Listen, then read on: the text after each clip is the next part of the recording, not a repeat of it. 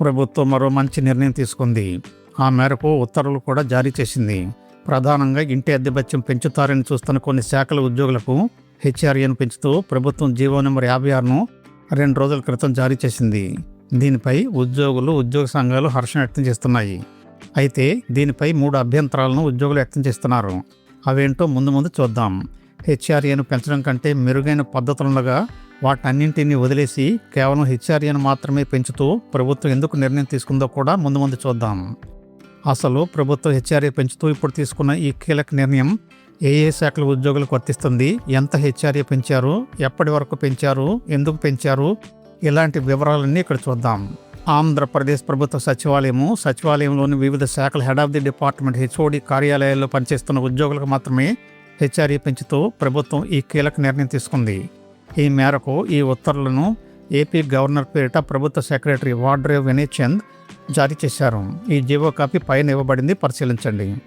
ఈ తాజా జీవో ప్రకారం ఇది కొన్ని శాఖల ఉద్యోగులకు, అది కూడా కొంతకాలం మాత్రమే వర్తిస్తుంది. ప్రధానంగా అలాగే సచివాలయంలోని హెడ్ ఆఫ్ ది డిపార్ట్మెంట్స్ హెచ్ఓడీల్లో పనిచేసే ఉద్యోగులకు వారి మూల వేతనంలో ఇకపై 24% హెచ్ఆర్ఏ చెల్లిస్తారు. అయితే ఈ మొత్తం మాత్రం నెలకు 25,000 రూపాయలుగా మాత్రమే ఉంటుంది. అంటే ఉద్యోగి మూల వేతనంలో 24% మొత్తం 25,000 రూపాయలను దాటితే ఆ మొత్తాన్ని 25,000కు మించి చెల్లించరు. నిజానికి ఇది కొత్త నిర్ణయం ఏమీ కాకపోయినా దీన్ని మరోసారి పొడిగిస్తూ ఈ జీవో నెంబర్ 56లో నిర్ణయం తీసుకున్నారు.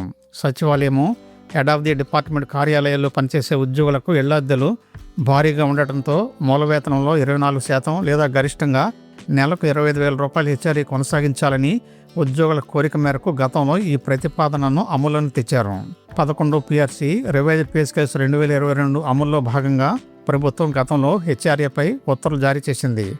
సచివాలయము హెచ్ఓడి ఉద్యోగులకు 24% హెచ్ఆర్ఏను 1/1/2022 నుండి అమలు చేసి మొదట 2024 జూన్ వరకు కొనసాగించారు. ఆ తర్వాత ఈ సౌకర్యాన్ని 30/6/2026 వరకు పొడిగిస్తూ ఉత్తర్వులు ఇచ్చారు. అయితే జూన్ 2026తో ఈ సౌకర్యం ముగియడంతో ఉద్యోగ సంఘాలు ప్రభుత్వంపై ఒత్తిడి చేసి సచివాలయము హెచ్ఓడి ఉద్యోగులకు 24% హెచ్ఆర్ఏను మరింత కాలం కొనసాగించాలని కోరాయి. ముఖ్యంగా గత ఉత్తర్వులో పేర్కొన్న పరిస్థితులు ఇంకా కొనసాగుతున్నందున, అలాగే 12 PRC ఇంకా మొదలవ్వలేదు కనుక ఉద్యోగ సంఘాలు ఈ డిమాండ్ను నెరవేర్చమని ప్రభుత్వానికి విన్నపాలు చేశాయి. ఉద్యోగుల సంక్షేమాన్ని దృష్టిలో ఉంచుకొని 1/7/2026 నుండి మరో ఏడాది పాటు 24% హెచ్ఆర్ఏను కొనసాగించాలని ప్రభుత్వం నిర్ణయిస్తూ ఉత్తర్వులు జారీ చేసింది. ఈ పొడిగింపు ప్రస్తుతానికి జూన్ 2027 వరకు మాత్రమే అమలు ఉంటుంది. కానీ ఇందులోనే ఒక ట్విస్ట్ దాగి ఉంది. ఈ సౌకర్యం జూన్ 2027 వరకు మాత్రమే ఖచ్చితంగా కొనసాగుతుందని దీని అర్థం కాదు. ఈ హెచ్ఆర్ఏ పెంపు 3 సందర్భాల్లోనే అమలవుతుందని ప్రభుత్వం జీవోలో పేర్కొంది. 12 PRC అమలులోనికి వస్తే, లేదా అమరావతిలో CRDA ద్వారా ప్రభుత్వ క్వార్టర్స్ అందుబాటులోనికి వస్తే, లేదా జూన్ 2027 గడువు ముగిస్తే అప్పటి వరకు మాత్రమే 24% హెచ్ఆర్ఏ కొనసాగుతుంది.